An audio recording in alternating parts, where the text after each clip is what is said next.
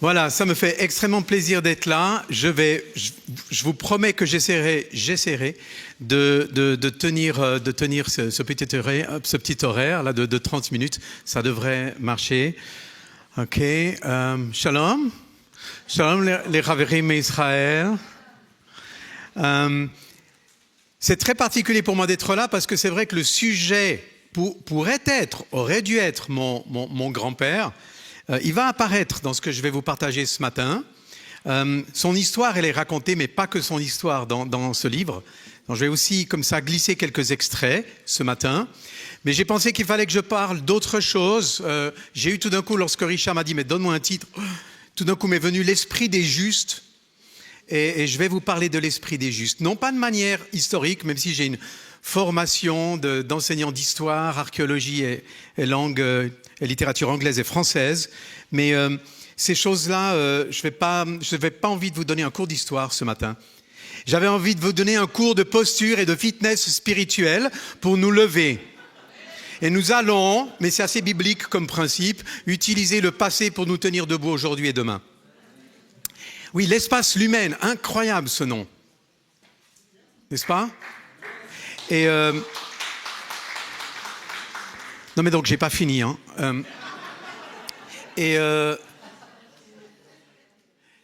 Ouais, il y a de longues années, je suis venu ici à la Chapelle des Buis. Et attention, ça va être émouvant. Et j'ai été baptisé par mon grand-père ici, qui était pasteur et qui est là. Donc voilà, c'est beaucoup de choses en fait pour tout vous dire. C'est vrai que je sors aujourd'hui, façon de parler, je sors d'une enquête policière, d'une enquête familiale, d'une enquête spirituelle qui a duré pratiquement 15 ans. Elle m'a entraîné d'Auschwitz à Jérusalem, de Berlin à New York, en passant évidemment par Genève, la ville incontournable. Et j'ai beaucoup aimé ce qui a été dit tant par Yves que par Stéphane, parce qu'il y avait véritablement une confirmation, une convergence de cœur et d'âme ce matin.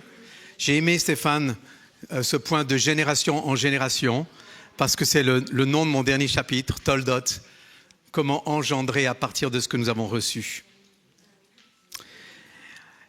Ce livre raconte en fait le secret d'un homme qui s'est levé un jour pour protéger une famille d'artistes juifs, pour devenir passeur d'enfants juifs dans les trains français, pour leur éviter la déportation, pour sauver une famille d'artistes qui, je l'ai découvert, étaient en fait les cousins directs d'Albert Einstein.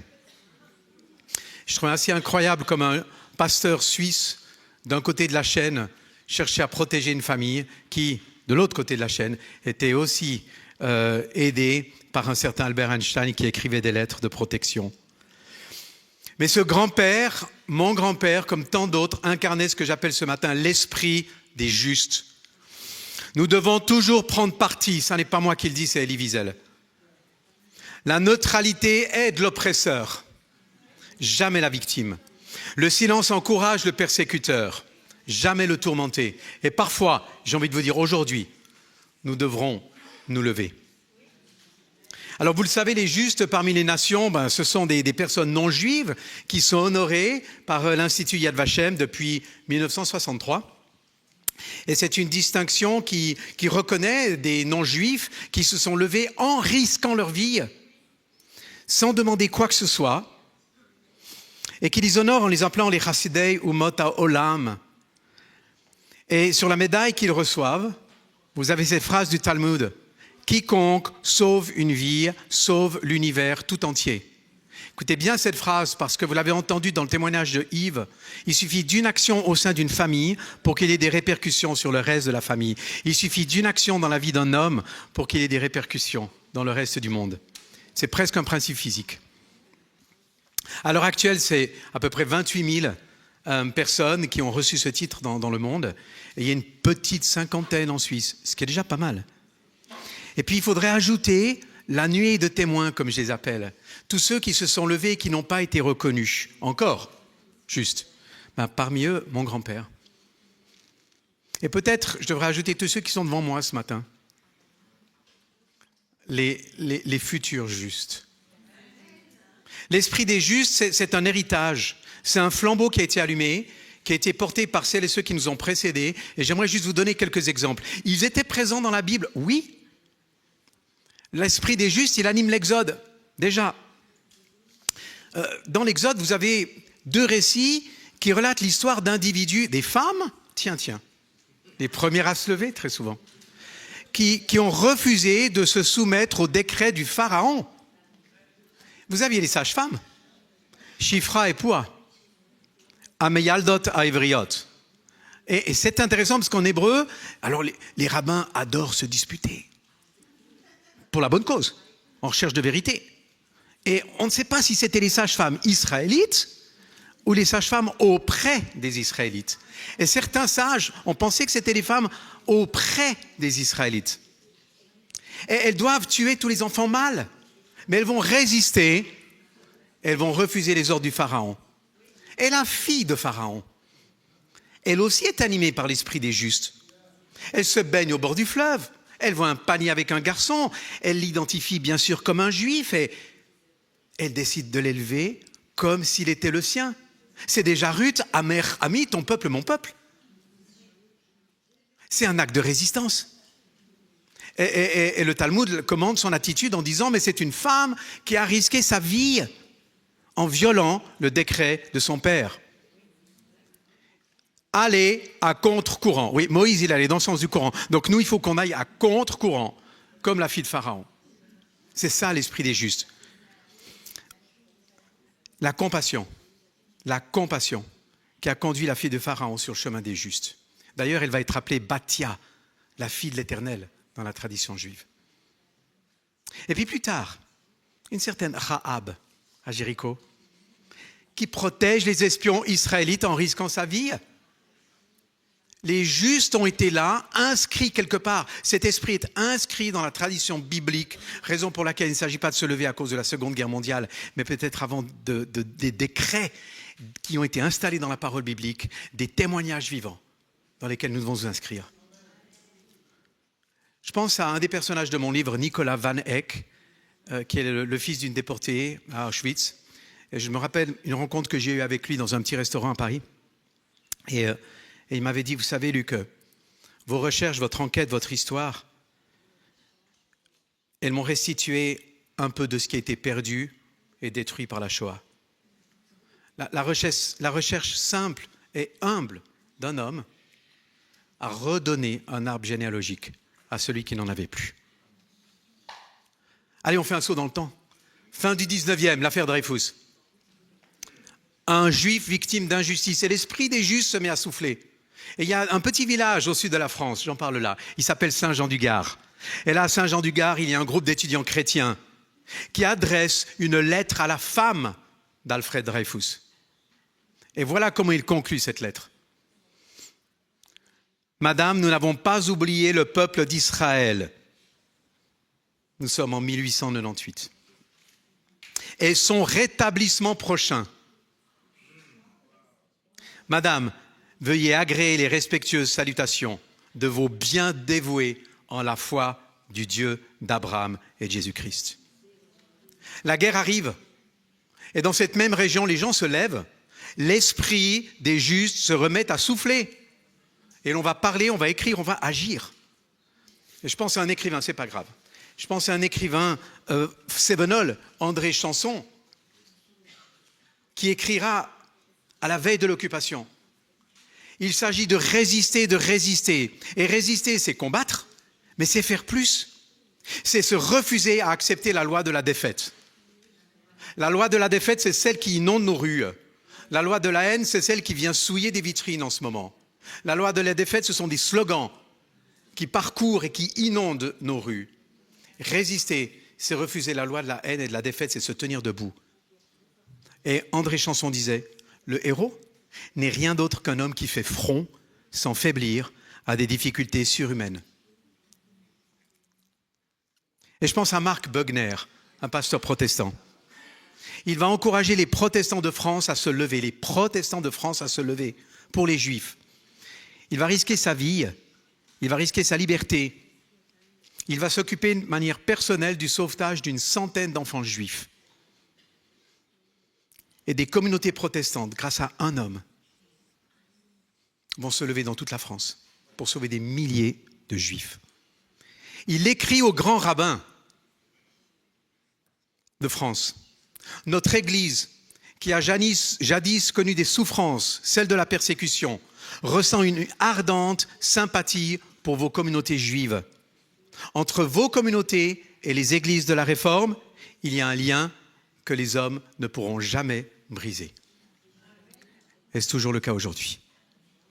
Il ira jusqu'au maréchal Pétain et il écrira au maréchal Pétain pour condamner l'antisémitisme, pour demander l'annulation des décrets anti-juifs. Et quelques années après lui, un jeune pasteur suisse qui travaille à cette époque sur le livre d'Esther écrit dans un petit carnet: attention, un complot se prépare. Aman veut perdre le peuple de Dieu. Esther était prête à sacrifier sa vie, à prendre une décision héroïque. Comme humains, nous avons aujourd'hui une tâche à remplir. Dieu nous appelle pour un temps comme celui-ci à faire notre devoir et à prendre nos responsabilités. Ne nous plaignons pas, mais obéissons. Courage et en avant, car qui sait si ce n'est pas pour un temps comme celui-ci que Dieu, et là le nous devient me dans la bouche de mon grand-père, m'a appelé sur terre. Au cœur de la Shoah, ce pasteur jeune, mon grand-père, va mettre toutes ces paroles en pratique. Et c'est grâce à lui que je peux dire aujourd'hui et que je vis au quotidien ce mot de Amer, ami, ton peuple, mon peuple. Alors j'ai découvert dans mon enquête qu'il y a 3 figures bibliques. Ça va? Je sais que vous avez faim. D'accord. Normalement, dans les bonnes églises, oui, on a faim de la parole. Mais c'est pas grave, maintenant, mais c'est normal. 3 exemples ont conduit mon intervention de ce matin. Pour moi, elles ont été l'ADN de l'attitude de mon grand-père. Elles ont été son chemin, elles ont été son héritage. Et à elles 3, ces 3 figures, elles composent ce que j'appelle ce matin l'esprit des justes. 3 noms qui, ce matin, doivent résonner comme un appel pour chacun d'entre nous. Le premier nom, et on va se retrouver, Abraham, je bénirai. La première composante de l'esprit des justes, oui Stéphane, c'est prendre conscience des promesses de Dieu pour le peuple juif. Oui Yves, c'est accepter la place d'Israël dans le plan souverain de l'Éternel. C'est des hommes et des femmes qui sont lecteurs, imprégnés de la parole et qui ont compris que Dieu avait un plan et des promesses pour Israël. L'Éternel a dit à Abraham, je bénirai ceux qui te béniront. Bénir, dans l'étymologie hébraïque, je ne vais pas l'apprendre à Stéphane, c'est plus qu'une prière. C'est plus qu'une prière, c'est une attitude de cœur. C'est s'agenouiller. C'est d'ailleurs l'étymologie, s'agenouiller. C'est honorer, c'est reconnaître. Et les protestants, honorant cet héritage et honorant celui qui était le persécuté, les catholiques aussi, bien sûr, mais là je parle de mon grand-père et de sa famille, se sont levés face à l'antisémitisme parce qu'ils voulaient vivre et incarner cette bénédiction, comme les habitants du village du Chambon-sur-Lignon. Et saint François d'Assise lui-même a dit, mais prêchez la bonne nouvelle tous les jours. Et si nécessaire, utilisez les mots. Nos actions doivent suffire à démontrer ce que nous croyons. Les mots sont utiles, mais les actions sont bien plus. Lorsqu'un de mes oncles, alors adolescent, a pris la défense d'un petit garçon juif harcelé par ses camarades de la classe à chaque récréation. Son père l'a entendu et il s'attendait à une correction parce que mon oncle avait donné une sacrée correction à celui qui avait harcelé le petit garçon juif. Mais lorsque mon oncle est arrivé chez lui à midi, son père l'attendait, mon grand-père. Et il a regardé mon grand-père dans les yeux et lui a dit « Papa, tu nous as toujours enseigné, depuis notre plus tendre enfance, celui qui bénira Israël sera béni. Je n'ai fait qu'obéir. Ce jour-là, il a échappé à la fessée. Et il a reçu une bénédiction. La deuxième composante de l'esprit des justes, c'est le personnage de Ruth. Ruth, si pour Abraham c'était « je bénirai », Ruth c'est « j'aimerai », de manière inconditionnelle. Aimer ce peuple, ça n'est pas l'idéaliser, ça n'est pas le sacraliser, ça n'est pas en faire un nouveau Dieu. Aimer, c'est être greffé, c'est faire corps et cœur avec un peuple qui, lorsqu'il souffre, me fait souffrir dans mes entrailles. Les Huguenots, les protestants avaient été persécutés, ils avaient été mis à mort, ils avaient été déportés. Ils avaient eu un destin à la juive. Le métier de sage-femme leur était interdit dans les années 1680, comme les juifs. Et donc, ils voyaient dans le juif l'ancien malheur de leur propre père. Israël, c'était eux. Et la souffrance d'Israël était la leur. Quand je commence mon livre, je parle de mon rapport à la Shoah. Je n'ai jamais compris pourquoi, depuis que je suis enfant, je porte dans mes entrailles toutes ces victimes de la Shoah qui m'habitent comme s'il s'agissait de ma propre famille. Elles sont là. Je pleure avec elles. Leur peuple et le mien. Et dans l'histoire de Ruth, la deuxième belle-fille de Naomi, elle ne va pas suivre sa belle-maman en Israël, vous le savez. Elle l'embrasse, elle retourne dans son pays. Et elle retourne, dit la Bible, à ses dieux. Elle se détache de son héritage et de ses racines juives. Ses racines, ce ne sont pas des racines juives, mais en tout cas, elle se détache de cet ancrage dans lequel elle aurait pu s'installer et s'enraciner. Et la Bible nous dit, Ruth s'attacha. S'attacha, c'est littéralement se colla. En hébreu, c'est dabak ou dabka.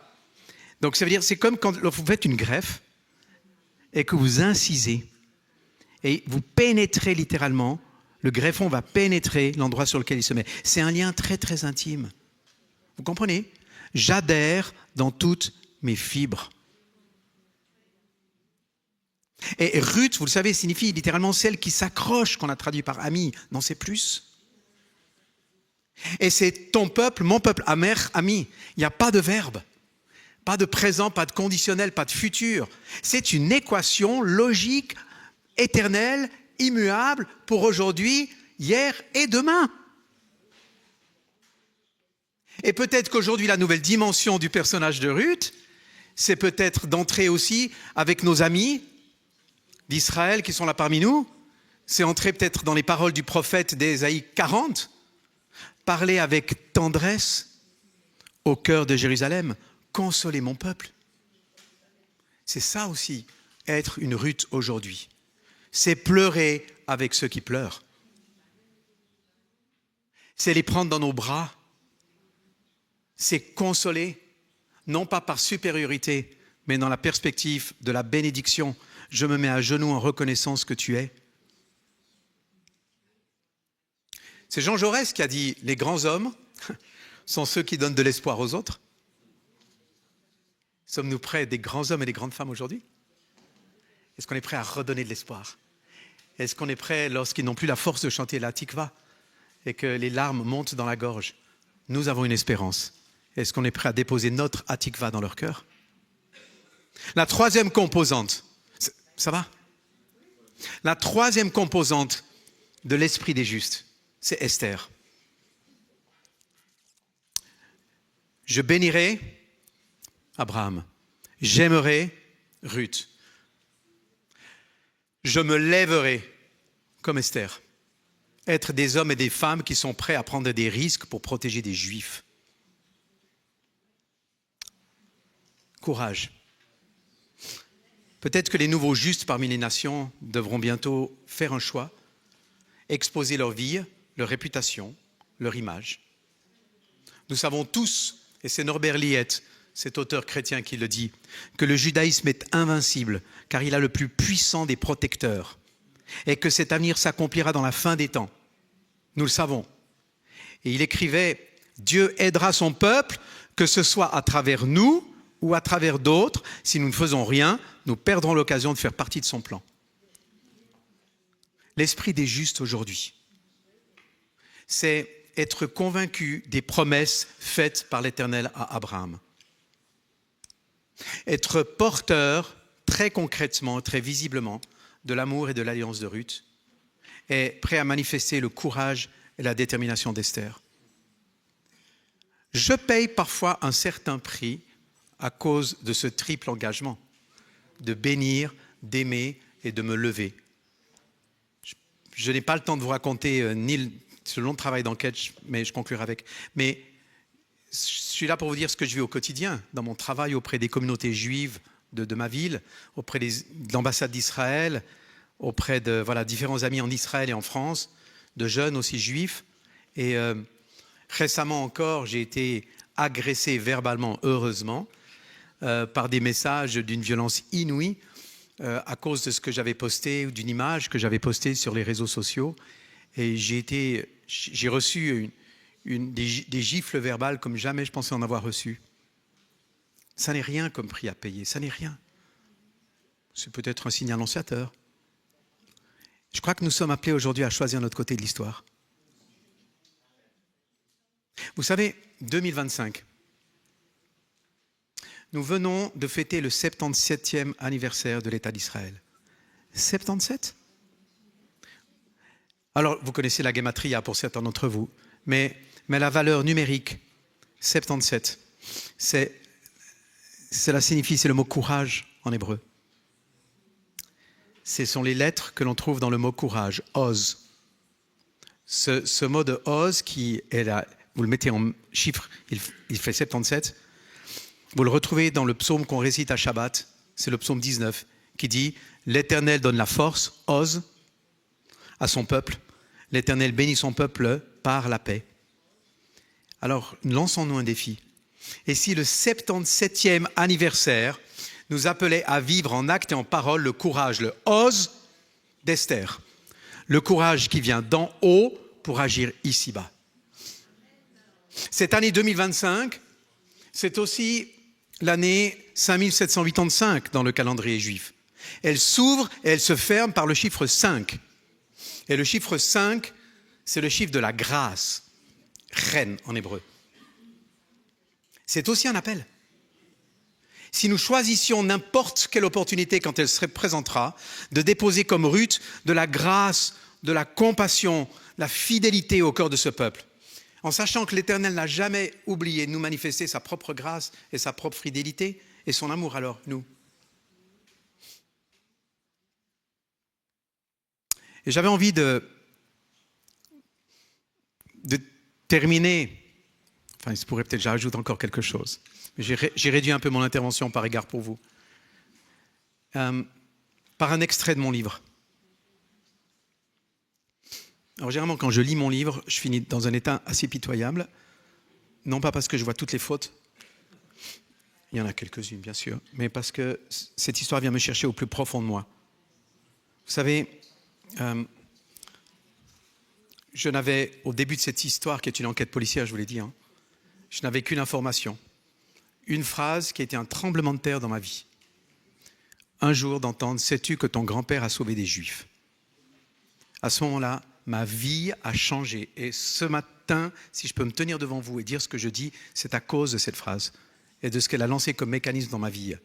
À partir de là, j'ai compris, comme Abraham, il fallait que je me lève et que je sorte de moi-même. Lech lecha, mets-toi en route. Sors de ton ornière. Et j'ai cherché. J'ai reconstitué toute une histoire incroyable.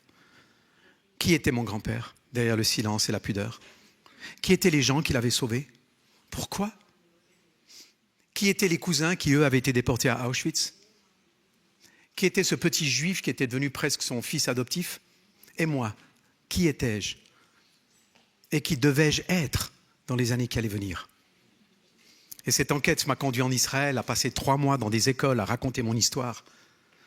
J'ai vu des jeunes pleurer, venant me dire à la fin de la rencontre, de la conférence, mais nous ne pensons pas, alors que nous avons dû quitter l'Europe à cause de l'antisémitisme, nous ne pouvons pas imaginer que des Européens pouvaient encore nous aimer.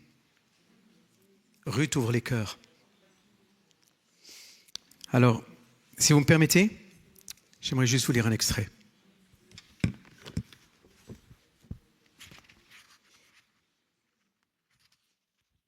Je dis au début de mon livre, lors de ma première visite d'Auschwitz, on ne décrit pas Auschwitz, on ne raconte pas. Auschwitz ne se visite pas, on se laisse visiter par Auschwitz. Il y a quelques mois, je suis retourné à Auschwitz. J'avais rendez-vous avec Marion, Irma, Edwige, Émilie, Herman, pour clore un cycle peut-être. Habité par l'histoire de cette famille qui ne m'appartenait pas, mais que je portais dans mes entrailles, au plus profond de moi, je me devais de marcher à Birkenau. Chaque pas m'était lourd. Ce jour-là, j'étais presque seul dans Birkenau. Le silence des disparus n'en était que plus parlant. Les baraques grises et glaciales où Marion, sa mère et ses sœurs, nues et humiliées, subissaient les douches, la désinfection, les rasages, l'abolition de leur humanité. La piste empruntée par le camion, conduisant leur père vers la chambre à gaz. Les fossés, les portails. Le ciel a commencé à pleurer lorsqu'à la fin de ces 8 heures de visite, j'ai rejoint la Judenrampe pour me tenir à l'endroit exact où Marion avait posé le pied sur ce sol maudit qui la marquerait à jamais. Au pied de ce wagon, dans les cris et les hurlements, elle a pu voir le visage de son père, comme un voile d'angoisse sur des traits si doux. Pas un geste, pas une parole. Et moi, je l'ai vu s'éloigner impuissant. J'aurais voulu saisir la main de Marion, la protéger de mes bras comme sa sœur Irma, mais tout était accompli. Soudain, alors que je marchais, on peut mettre l'image, au bord de ce sentier surgit un lion. Hallucination ? Non, une sculpture de bronze dans la cour d'une maison. Je m'en approche. Le lion lève la tête vers le ciel. Il rugit de colère et de tristesse. Dans sa crinière, je vois une menorah. À ses pieds, un agneau, dont les pieds sont posés sur 12... Un agneau, pardon, et il pose sur lui, sur 12 pierres, ses propres pattes. Le lion, de profil, pour s'en approcher, il faut avoir du courage, parce qu'il faut scruter une crinière où se révèlent des motifs, des silhouettes emportées, un four crématoire, un chandelier renversé, des hommes qui protègent de leur corps des rouleaux de la Torah menacés par les flammes, une figure, la crucifixion de Chagall. L'histoire et la souffrance de l'exil semblent habiller l'animal, qui rugit de toutes ses forces, comme un pleur, un cri et une victoire. Parler sur leur chemin de souffrance. Cette œuvre d'art, j'ai envie de vous dire, s'adressait à nous et s'adresse à nous. Le voyage d'un peuple était gravé sur ma vie. Je voulais porter ce qu'il avait enduré. Je voulais faire entendre ma voix pour lui, une voix solidaire, une voix alliée, une voix courageuse, plus forte que le rejet. Cet appel trouvait une dimension urgente aujourd'hui, à l'heure où je rédige ces lignes. Refuser le silence coupable devant la haine antisémite décomplexée, qui s'affiche, discrimine, réduit et qui tue. Non, la neutralité n'aide jamais la victime. Aujourd'hui, les swastikas griffent nos portes, elles souillent les façades. Les slogans de haine, ces rivières et ces mers sont scandés comme des bruits de bottes qui se déversent dans nos rues. Les caricatures aveugles, on la croyait morte, vaincue, terrassée, mais la bête immonde ne faisait que sommeiller. Et ce lion m'invitait à prendre ma place sur la brèche, là où les justes anonymes ou reconnus s'étaient tenus avant moi, pour ne pas laisser leur place vacante, pour dire, témoigner, interpeller et agir, pour prendre le parti du courage en actes et en paroles face au vent de la haine. Ton peuple mon peuple. Amen.